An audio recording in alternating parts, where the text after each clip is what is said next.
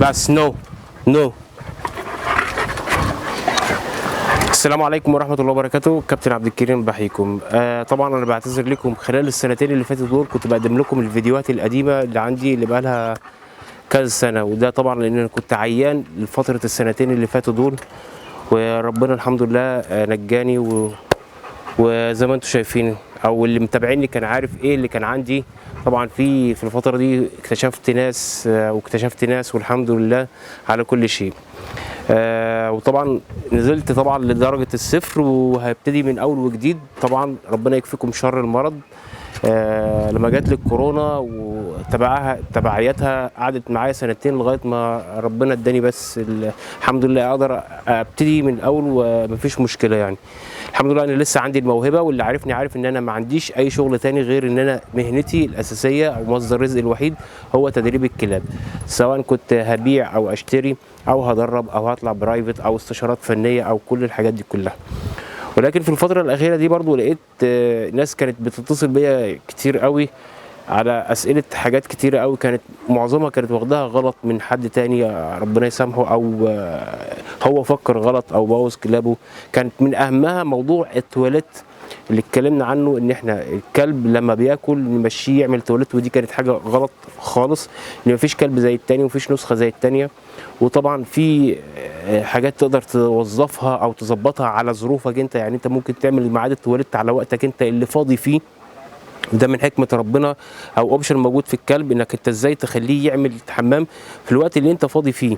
عندك شغل بتمشي الساعه 6، فجيت بعد الشغل وعايز تمشيه ال10 دقايق دول، ممكن تظبط ال10 دقايق دول بعد الشغل اللي هيعمل فيهم التواليت، سواء كان عايش معاك في البيت، عايش معاك فوق سطح، عايش معاك في الجنينه، عايش معاك في الفيلا. الوقت دوت ممكن نظبطه ونحدده في اي وقت في خلال 24 ساعه، شرط بنعرف ظروفك، نوع الاكل ايه، مشاكل الهضم بتاع الكلب موجوده ولا مش موجوده، كل الكلام ده لازم نعرفه.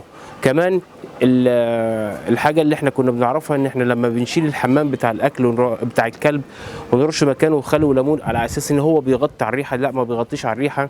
دي لغه تانية هقول لكم ازاي برضو في الحلقات الجايه، يعني ايه لغه الروايح عند الكلب، وازاي تخلي الكلب انت تحط له ريحه مشتركه بينك وبينه وتقول له الريحه دي بتاعتي، ما تقربش من المكان ده او ما تعملش المكان ده، سواء كان عض في الاساس او يعمل تواليت في المكان ده، انت تخصص له ريحه معينه بتقول له ان دي ريحتي او ده مكاني، عشان يبتدي باللغه بتاعته يعرف ان ده مكانك انت، ويبطل يعض فيه ويبطل يعمل حمام فيه. ده هقوله لكم بحلقه بالتفصيل ازاي تعمل لنفسك ريحه تكلم بيها الكلب بلغته هو. ودي طبعا محدش كان عارفها، يا ريت بس تعرفوا ان انا دي في الفتره اللي انا كنت قاعد فيها بدرس الموضوع وبركز الموضوع ده، عرفته وربنا الهمني بيه، وده اللي هديه لكم ان شاء الله. اي حاجه انتوا عايزين تعرفوها عن طريق الكلاب او حاجه خطا حصلت معاكم او كل ده هنتكلم مع بعض في الفتره اللي جايه وحلقات، وربنا يسهل. هرجع بقى حكايه التبني الجديد من اول وجديد طبعا، وهعمل انتاج للكلاب الضخمه ازاي بتنتج بالطريقه اللي احنا درسناها في الاكاديميه العلميه طبعا، مش اكاديميه فلان الفلان. والسلالات تبقى ازاي ذكيه ونقيه وفيها الشغل اللي انتوا عايزينه، ويبقى سهل التدريب. انتوا عارفين طبعا في الفتره اللي فاتت كانت الكلاب الناس بتشتكي من الكلاب ان هي في صعوبه في الكلام، في صعوبه في التدريب، الكلب مش بيسمع الكلام، ما بيجيبش نتيجه بسرعه، وبعد ما بيعمل الكلام ده في الكانل بيرجع ما بيعملش نفس الكلام في البيت، او صاحبه بيلاقي صعوبه في ان هو ينفذ الكلام دوت. كل اللي انتوا عايزينه على القديم بتاعنا من حوالي 20 سنه، هنرجع الكلاب الذكيه، الكلاب الضخمه، الكلاب النقيه، كل ده ان شاء الله واحده واحده. ولما نفتح المزرعه ان شاء الله ربنا يديني كده، وطبعا كل ده مش هيحصل الا بيكم طبعا.